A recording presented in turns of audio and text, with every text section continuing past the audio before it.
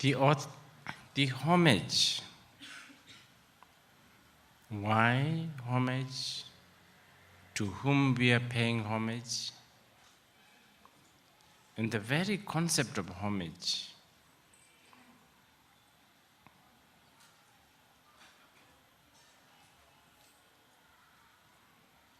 I think these are some of the values probably dying now.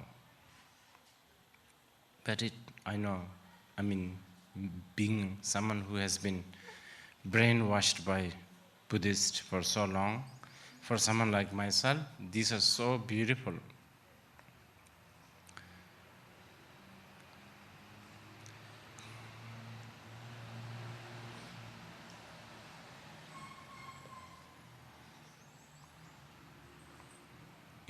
India still is resilient in keeping many of these values. I hope all the speed coming from the technology and all that is not going to shun many of these habits.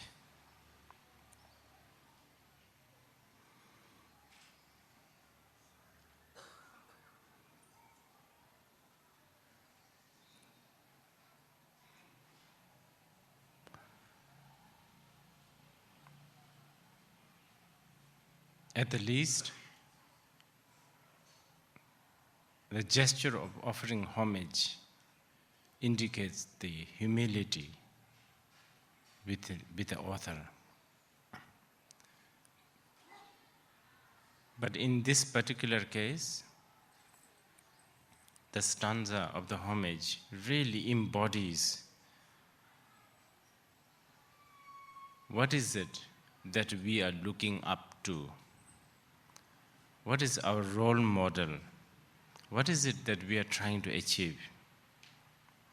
Because when we pay homage to something that we respect, we value, we appreciate.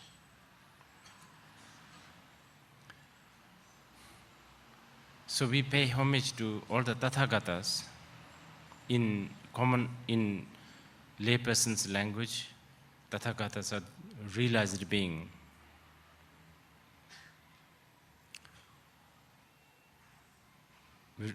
Realized what? Realized the truth, of course. Now this is a very important matter, especially this day and age, because it's very difficult to identify realized being. There's so many charlatans. And charlatans are very important. It really creates a spice in our life. It creates these sort of challenge to go through things. If every masters and whatever teachers are not charlatan, our path will be very boring, I think. The fake teachers, not realized but pretending to be realized beings, wow, they create color in our life. They are not object of homage, but they definitely need to be appreciated.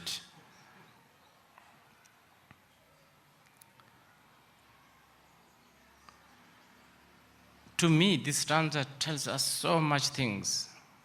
Śāntideva was not just a simple kind of, man who became kind of intoxicated by some spiritual high, feelings. He was a prince. He was a, well-to-do, he belonged to a well-to-do family.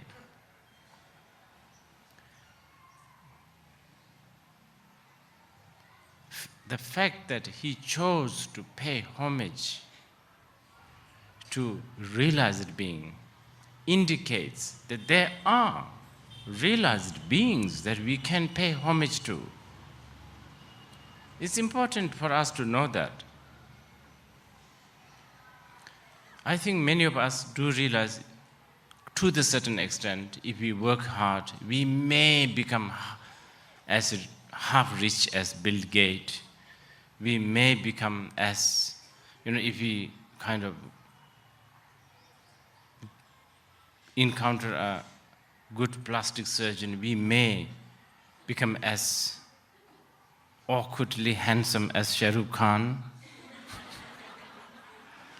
We may realize this. This is achievable. But in our thinking system, many times, even the seasoned practitioners, there is a sort of inbuilt, there is a sort of somewhere down there, we don't believe in realized being. We don't, because we feel that I've been practicing 10 years, I'm not going anywhere. And then we have a tendency to, because of materialism, we have a tendency to not believe in and appreciate that there is a realized being. It's very difficult. And then the attitude and the manifestation of so-called devotees to a certain realized being are very strange. So that puts you off also. All these people who, with the small symbols, singing Hare Krishna, in streets like London streets, they become a laughing stock for so-called intellectuals, successful, entrepreneurs. What are these guys? There is a lack of appreciation. Our appreciation, our role model has changed. Lack of appreciation towards the realized being. And it is understandable, especially this day and age, very difficult. Because there's so much, our culture, our environment cherishes this very negative critical thinking, not positive critical thinking. Our culture and our, our environment is making us choose, handpick, cherry pick. And of course, there's also human jealousy and human envy. Then we learn to be critical negatively. And these things doesn't help also.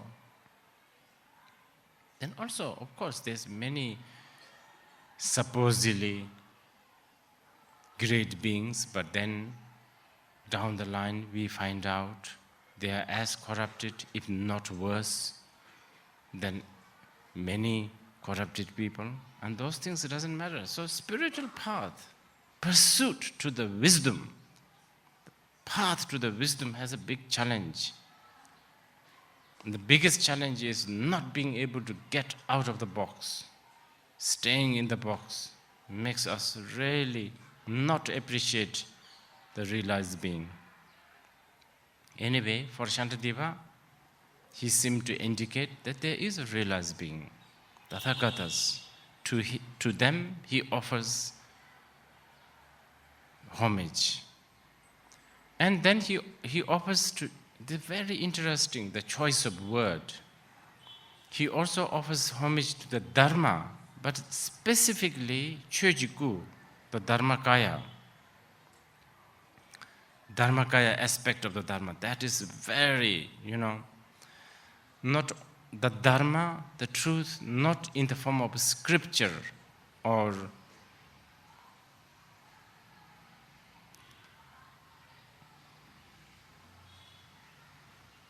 tradition or a doctrine. He's not paying homage to that. He's paying homage to the Dharmakaya, the truth, the body, the embody of the truth. Because only that is undeceiving. We pay homage to an object that is undeceiving. No point of paying homage to something or someone that is temperamental, something that, like our own, vacuum machine that works for today, but tomorrow it doesn't work. There is no point of trusting that kind of object. Then he pays homage to the bodhisattvas who follows, whose only goal is to actualize this kind of truth, who thrives with this kind of wisdom and compassion. He pays homage to that. And then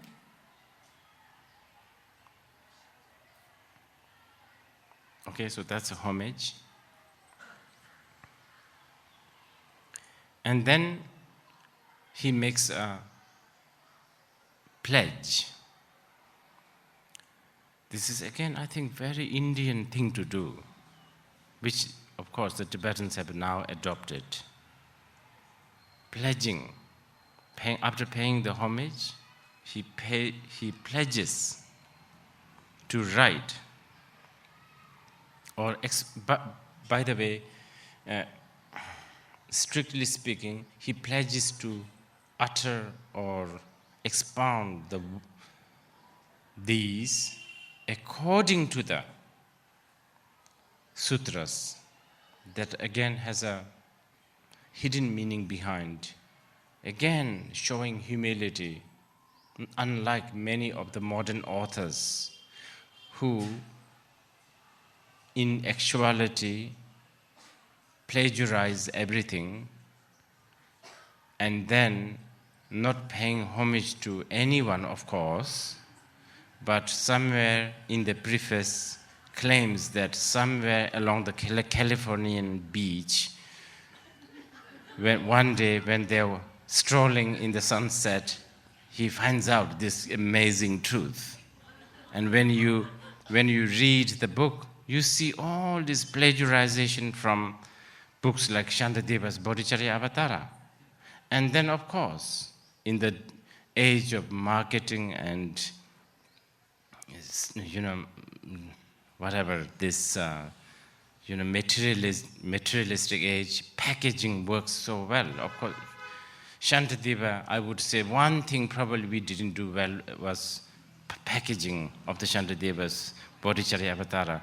But whereas the modern authors, they do great packaging and then amazing names such as power of now, power of future, power of past, whatever. Unlike the modern authors, Śāntideva saying that, just as how it was taught by the Buddha, giving credit to the Buddha, I shall expound these teachings. Every sentence, every words of this great man has so many, the direct meaning, the indirect, there's sort of almost like sometimes an insinuation. There's lots of teachings, I believe.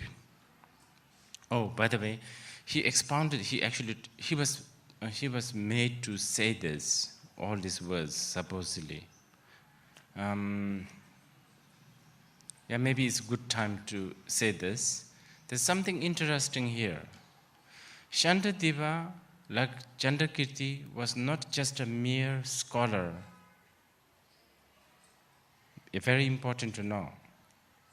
I think in the past, in India, scholars were not that respected. They were appreciated, but they really respected the saint and the scholar together.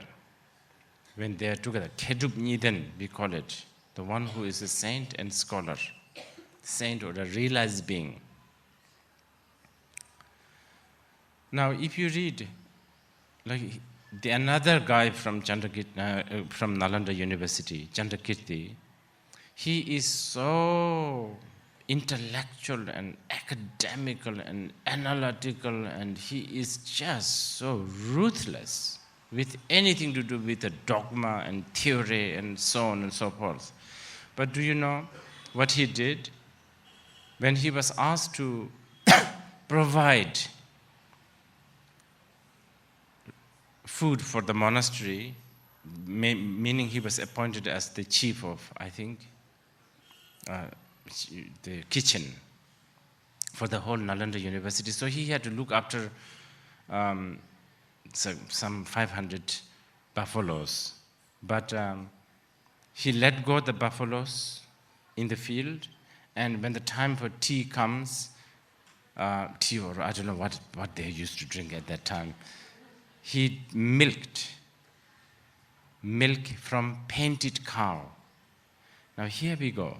See, I'm sure many of you skeptical, intellectual, academical, now begins the usual supernatural, etc. bit.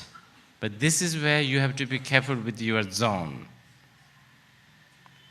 This is where you have to really get out of the zone if you can.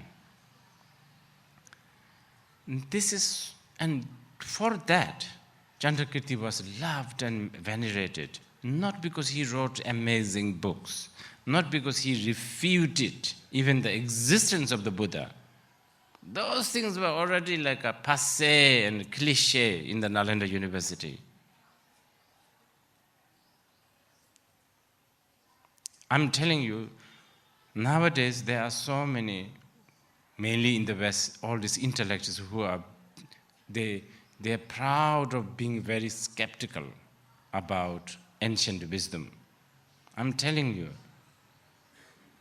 the level of skepticism, what they have, is a kindergarten level if you think about Chandrakirti. Chandrakirti is the real skeptic here. But then he showed another aspect, which is, milking from a painted cow. Now, what is that? Is it a magic? No.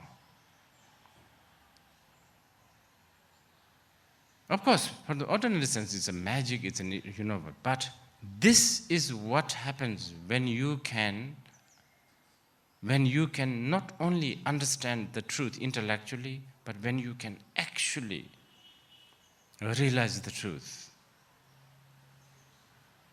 Because you have gone out of the box of painted cow cannot be milked.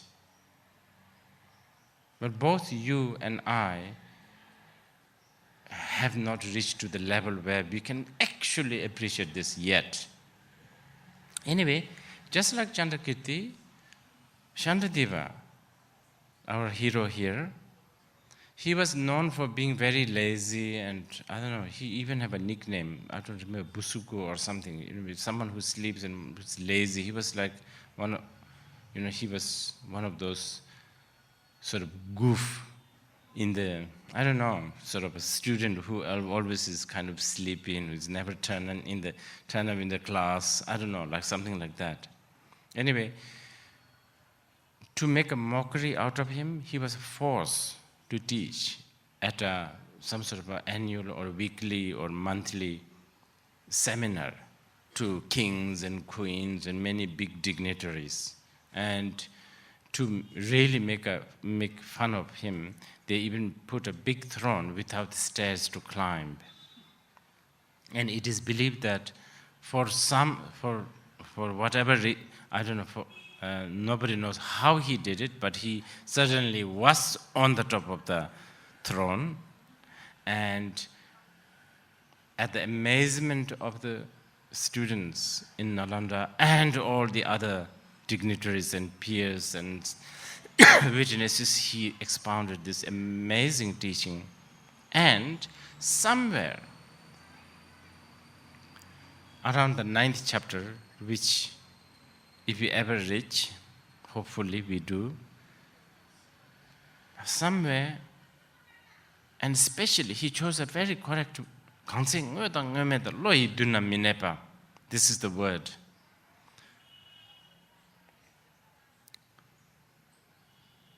As much as I find Tibetan way of educating is kind of archaic and, backward, I have to say I appreciate also my teachers who are just so like the Taliban, like the Buddhists, so strict, so, so traditional. I have studied the root text by heart, of course forced by them. And I have to say, I appreciate this now because I do remember that root text. It is not easy. We have to study the root text all by heart. Not only that, we are allowed to sometimes recite backwards to, see whether you have done it properly. And then, sometimes we are even told to ask which page number. So it was, of course, I guess there was nothing much else to do. So there was no Facebook, definitely, at that time. Now would have been impossible. Now would. Anyway,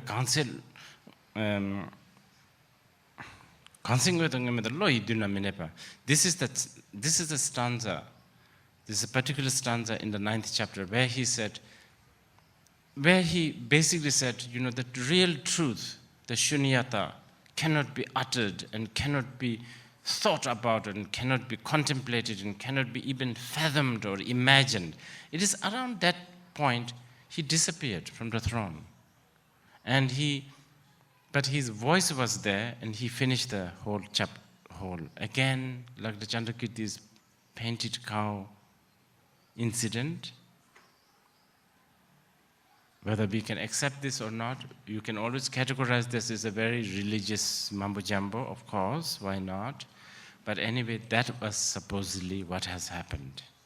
And for this, we categorize Śāntideva not only as a scholar of the Nalanda, but he is also considered one of the 80 Mahasiddha, whom we venerate so much.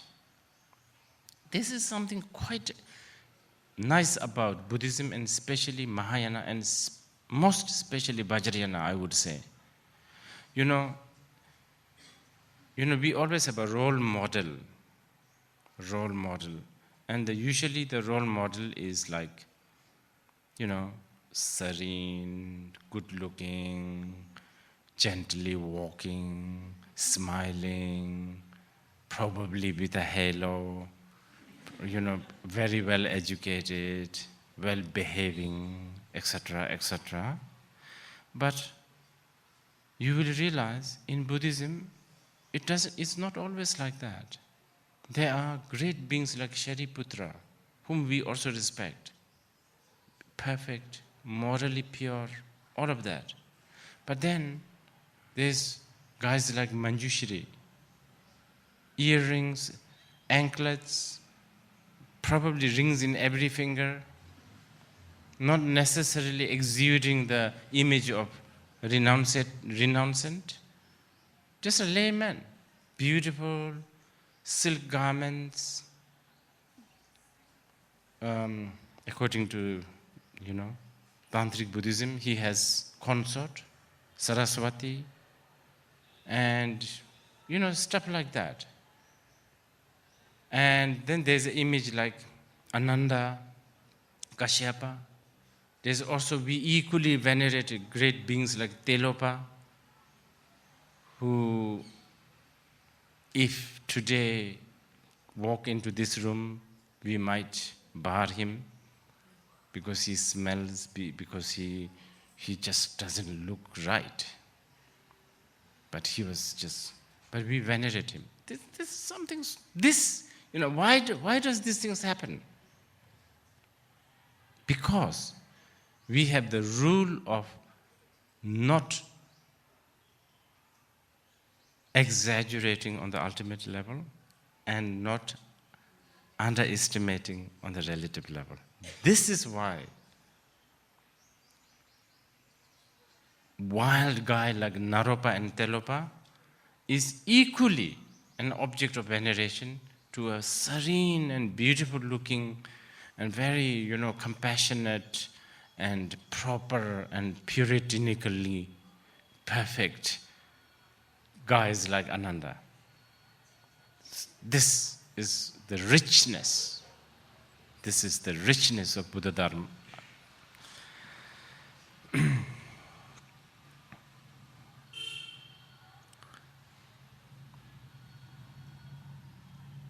And as Professor Devkar very beautifully put it and recited even the original text, Śāntideva said, I have nothing new to say here. I am not well versed in poetic language and, prose and, prose and rhyming and all that. So for this reason, I don't, be so humble. I don't promise. I don't have this, I don't want to be arrogant, and I don't want to promise that this is going to be beneficial to sentient beings, other beings. Mainly, I wrote this for my own self-discovery, development, and self-strengthening, for my own virtuous thoughts. I need to get used to these virtuous thoughts. I need to get accustomed to these virtuous thoughts.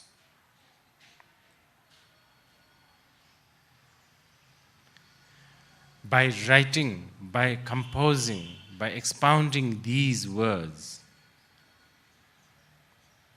my devotion towards the right thoughts, good thoughts, special thoughts, can generate this. My devotion can generate these thoughts and strengthen these thoughts. And for this reason, I have written this. But having said that, there may be people who also share similar kind of mood and similar kind of attitude and similar kind of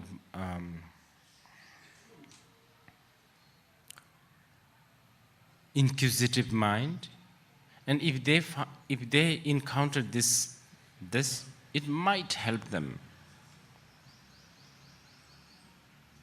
And it may become beneficial for them.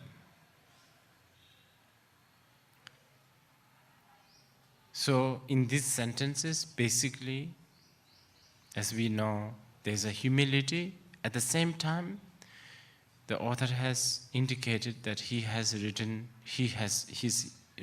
this with the aspiration to help other beings. Yet again, another classic Buddhist way of doing things, especially Mahayana Buddhism. I must say, recently I was in Cuba, and it occurred in my head, when I was studying Buddhist philosophy, a different text, it all begins with this kind of thing. It's always a homage, and there's always a pledge, and there's always a few sentences on generating the bodhicitta. Why? An aspiration that this will help. And usually our teachers spend ample time explaining that, even though we have heard this thousands of times before, somehow, especially like my guru, Tingku Chense Rinpoche, if there's an hour of teaching time, I would say half an hour will be just that, and then the actual teaching. It was going on and on about how the teaching Even for instance, like this teaching, we are supposed to, the teacher like myself in this case, should really do it with the aspiration that it will help beings like you, related to you, connected to you, one way or another. Even the listener, like yourself. Of course, there are people who just want to finish their dissertation. That may be their primary motivation. There may be some people who are just curious. Of course, you are all very welcome. But main aspiration to hear this teaching should be so that you, one way or another, we can benefit sentient beings. And I think, I used to think this is so, repetitious. I hear this again and again, and I read this again and again in every Buddhist books. But this time when I was in Cuba, I realized, I don't know, a thought occurred in my head. Great beings like Plato, Karl Marx, they wrote lots of books. They taught a lot. But maybe, I don't know, who am I to judge? But maybe their aspiration to benefit all sentient beings may be not there. So this is why the words of Karl Marx, even though it was really well intended, I think so, really, it's for the good of human beings. But it has created so much bloodshed, so much problem. And I think like Plato's, democracy, even today, in the name of democracy, how many people are killing each other? And it must be because of Śāntideva's amazing aspiration so far. Śāntideva's words have not really created bloodshed. I think the aspiration is utmost important. Because when you have that, and it's not also limited, narrow-minded aspiration, like it's to help humankind or to help few crows or few frogs. It's like the all beings, impartial, great, grand motivation. Just my thoughts. Okay, then we begin with text. So,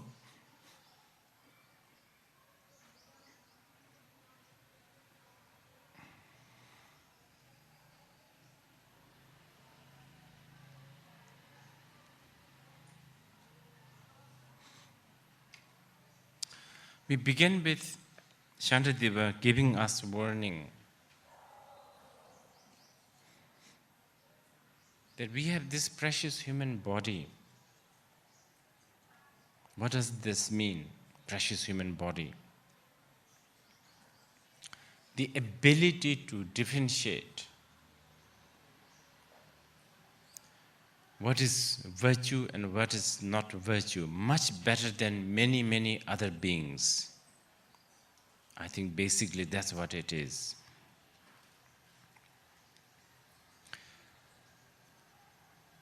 Human beings might have much more than anyone else. And this we have obtained, we have it. But this precious human body, this precious human ability is not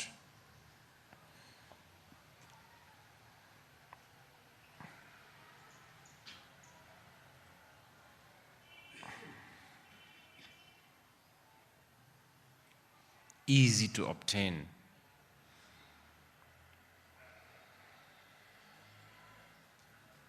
Having obtained, it is also not it's not unbreakable. It's so fragile. This human ability, this human existence can vanish within a moment. Everything that we have that are supposedly to strengthen this human body, such as medicine, can be the cause of the extinction of this human body. On top of that, everything, basically everything that we can think of, can be the cause of the death of this human body. Okay, here I need to clarify something. Why human body is so important? Let's again go back to the 9th chapter. It is the wisdom, because only within the human realm you have more chance to understand, comprehend, and the ability to actually contemplate and meditate and actualize the wisdom. That's why. There's a lengthy explanation in the commentary which I'm not going to go through. Even the gods,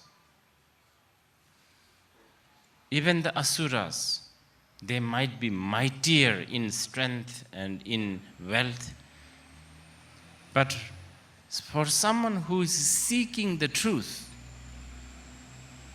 for someone who is looking for the truth, gold and silver and diamond is nothing. Might is nothing.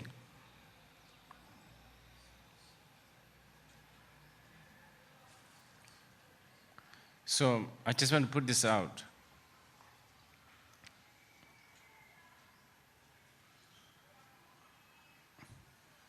We are not talking about human chauvinism here. Of course, as beings, we are all equal.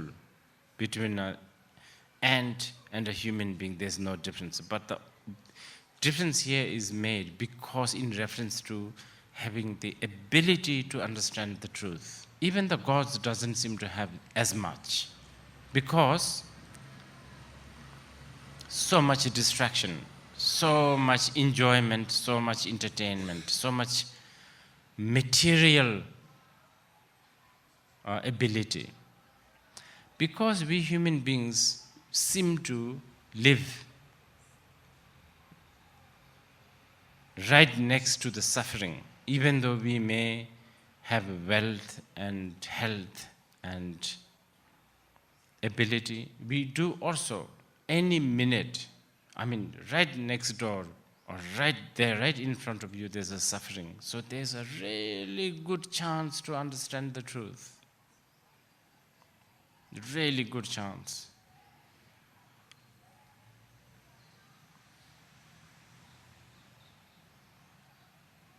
And this is why Śāntideva is saying, we do have this chance to understand the truth. Let's not waste it. Because this chance is so rare.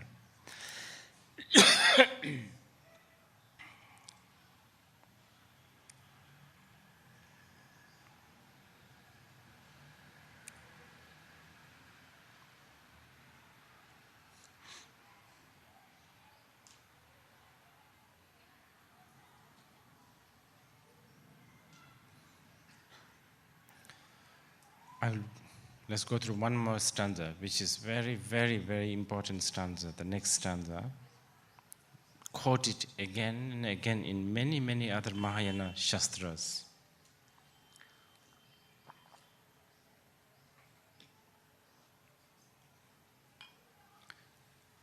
Okay, I'm now going to use one Buddhist jargon, which I guess we might as well get used to it, which is the bodhicitta, which many of you know. So I've explained this morning, bodhicitta, this special mind, special thought, changchupchi sem, special thought, special mind, enlightened mind, whatever you call it, the ingredient of this mind is basically not only love and compassion and kindness, but also understanding of the truth. That's what makes the body, that's how a mind becomes a bodhicitta.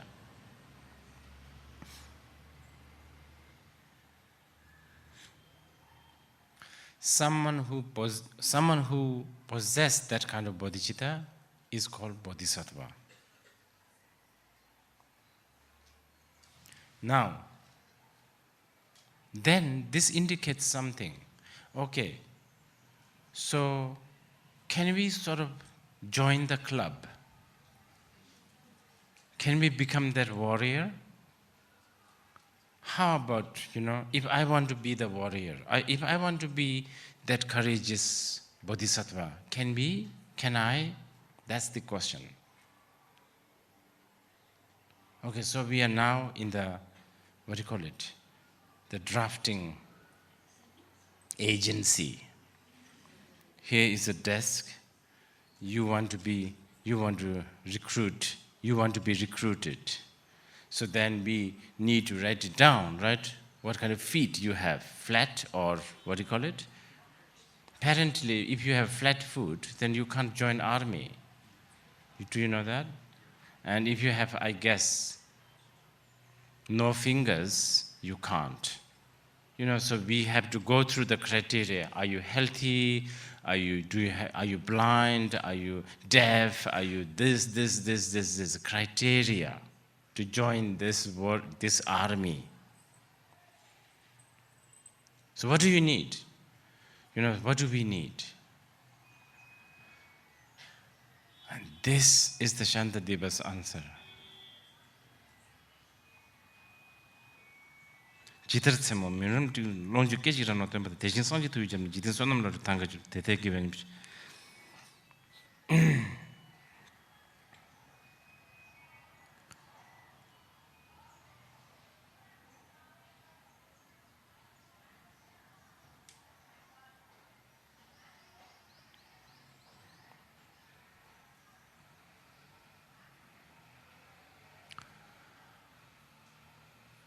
He doesn't care whether you have flat foot or not.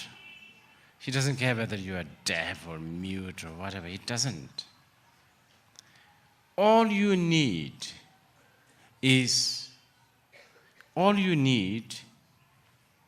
and not even all the time, all you need is an experience of having had a kindness at one time, somewhere in your life. That's all you need.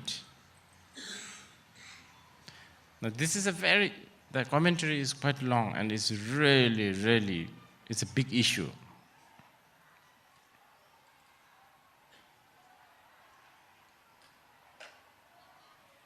And let me approach this intellectually here, since we also have academic students. There's a question you can ask. But isn't there some people like Hitler who may never ever have kindness in his life, which is actually hypothetical, right? It's not really true, but we do say, there are some really bad guys out there who can't have kindness. According to the Mahayana Buddhists, it's impossible. That this is typical Mahayana and typical twisted Indian mind, I should say. So twisted, the Indian mind.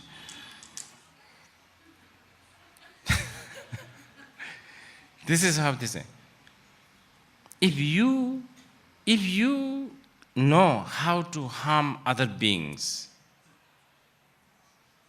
okay, so I'm recruiting. Let's say I'm the Bodhisattva drafting agency, and I'm now, okay, you want to be a Bodhisattva? So my question is, do you know how to harm other beings? Yes. At least you know how to punch somebody. You know that this will create pain in someone else, right? That's why you punch. That's all I need to hear. That's all I need to hear. That qualifies you to join in this army. Why? This is the twisted thing. Because anyone who knows how to harm someone must mean that they know that when it happens to themselves, they don't like it. And that can be used as a foundation and the ground to develop compassion and kindness. Don't, this is all you need. And no excuses, basically. No excuses. Even if there is a forced drafting, usually you can sort of go to a doctor and get a fake certificate saying that you have something wrong in your lung or something, but here, no excuses. Everyone have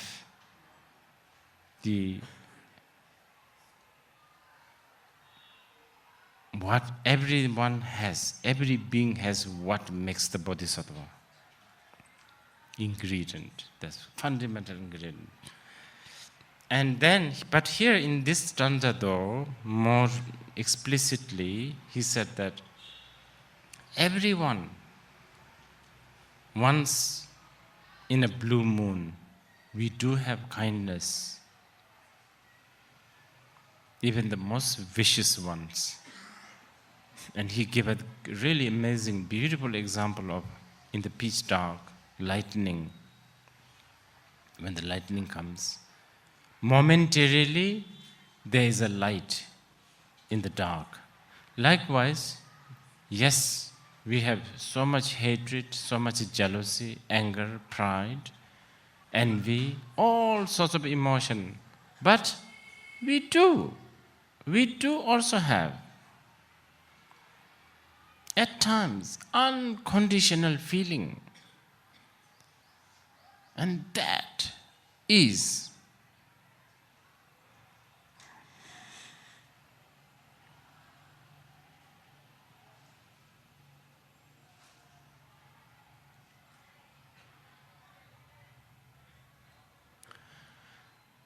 now there's one element of this stanza. He tributes this to the blessing of the Buddha.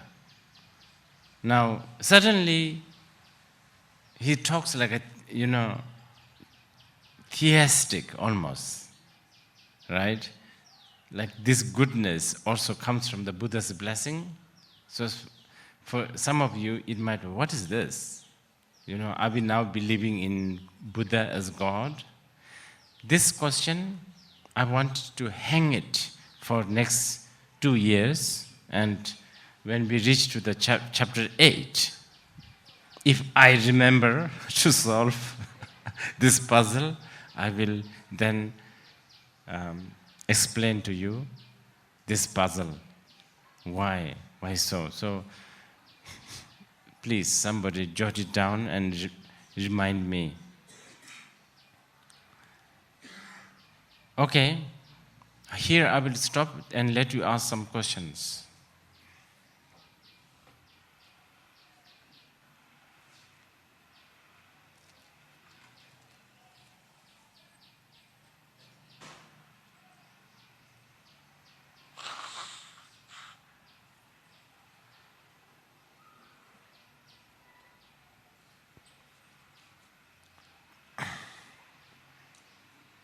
Just 5, maybe like 6 minutes, and then we go for lunch, is it? Yeah.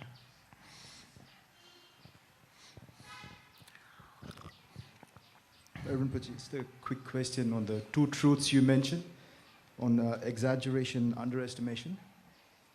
Aren't they both also based on perception? So they're not really...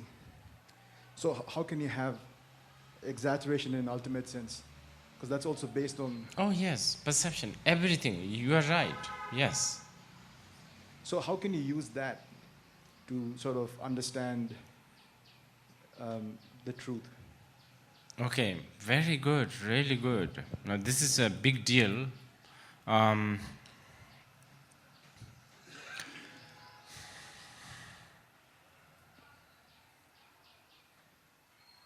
Okay.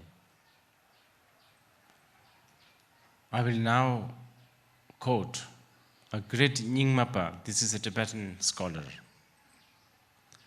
He said, if you lost your cow, obviously you will not see the cow.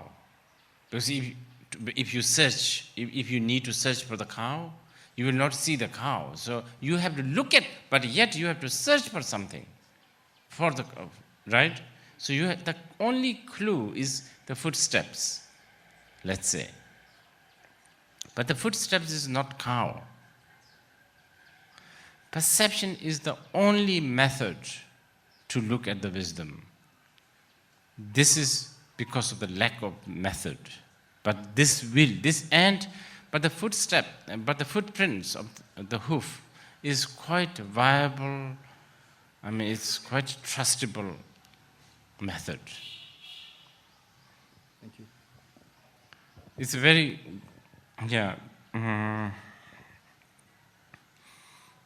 it is a person. Actually, during the 9th chapter, there is an argument with two Mahayana school.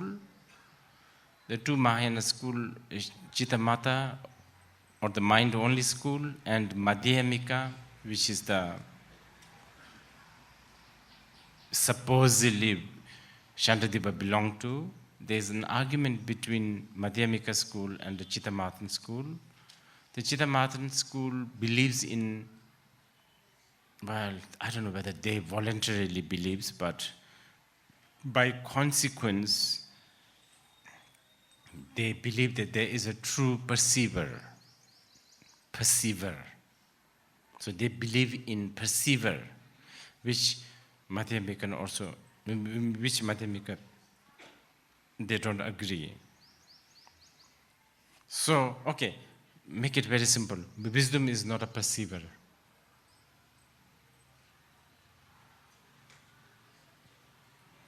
Okay?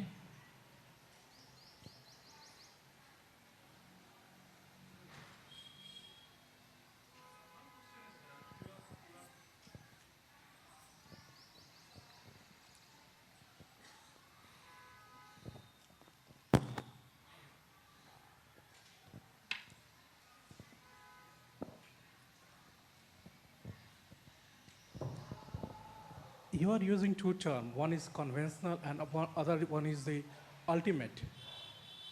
Can you repeat again? You are using two types of truth. Right. One is conventional and other is ultimate. Yes. Samuti Satya and Paramarth Satya. Mm-hmm. Why even the conventional is called truth? Even that is not truth. Right. Yes. Yeah. There's a classic question. For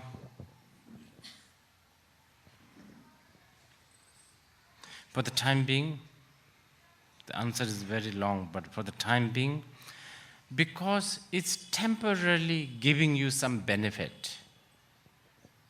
That's why. For instance, like,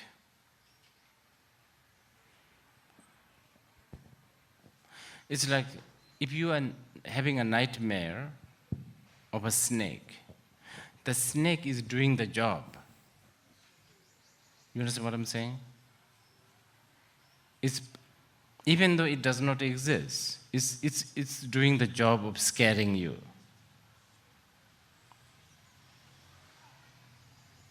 Yeah, I think that's good enough for now.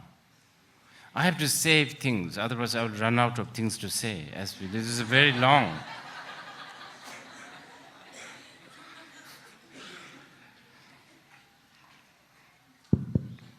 Rinpoche, I have a question for you. We spoke about paying homage to Buddhas and Bodhisattvas. Am I audible? Okay. We spoke about paying homage to Buddhas and Bodhisattvas. My question is, can we not just pay homage to compassion, which is the heart essence and core of all realized beings, in Buddhas and Bodhisattvas? Yes, well, that's exactly what Chandrakirti did in his Bodhicharyavatara. Yeah, same thing actually. It's the same thing.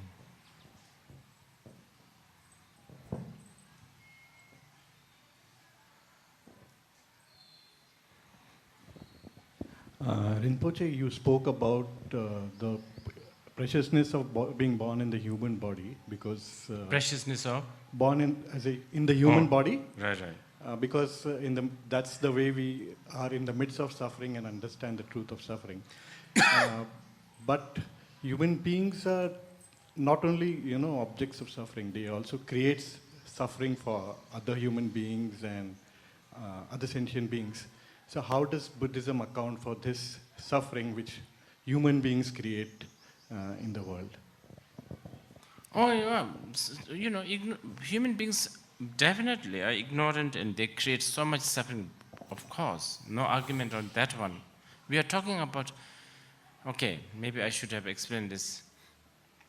There's supposedly many species and, like gods and asuras and animals and, ghosts, so many worlds. Among these, more likely chance to understand the truth, higher chance with human beings. Because I think human beings have, okay, let me just explain this a little bit. Human beings have this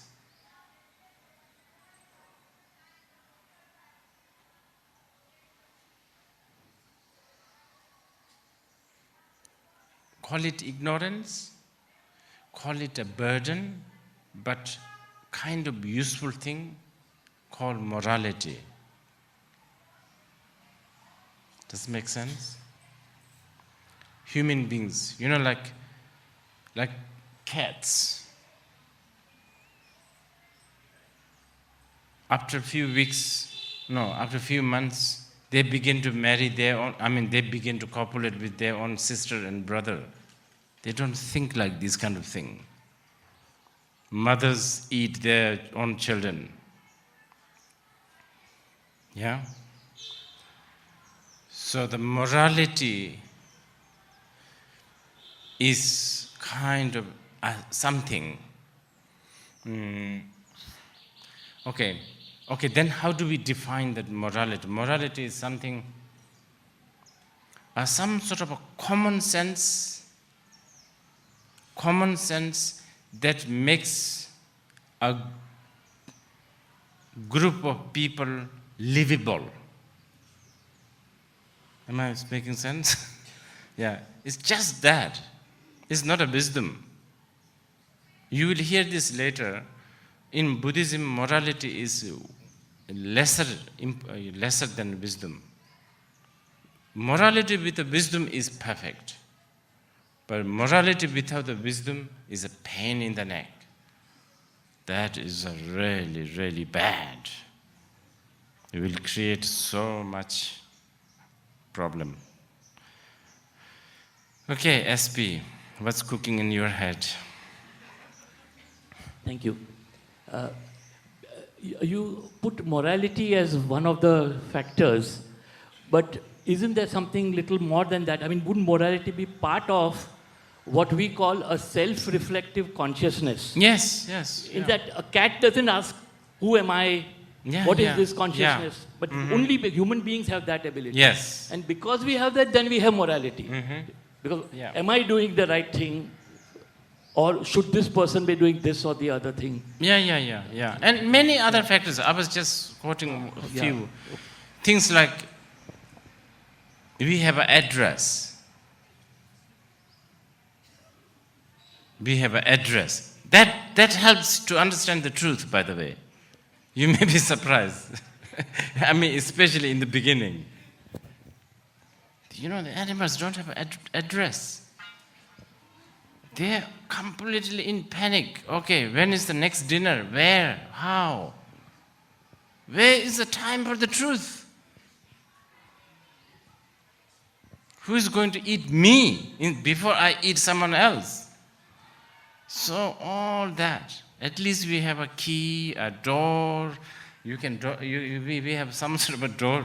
I mean, I don't know, a lot of us.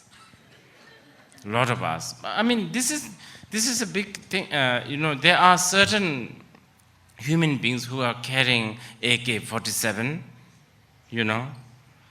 growing up with the AK-47, probably in about 10, 20 years, they might be even born with AK-47 rifles, the way it is manifesting in the world right now. Yeah, we have to also define the word precious human body. In that case, we would consider them as just human, not precious human body. They have no opportunity, no time, no, luxury, or no space to even think about it.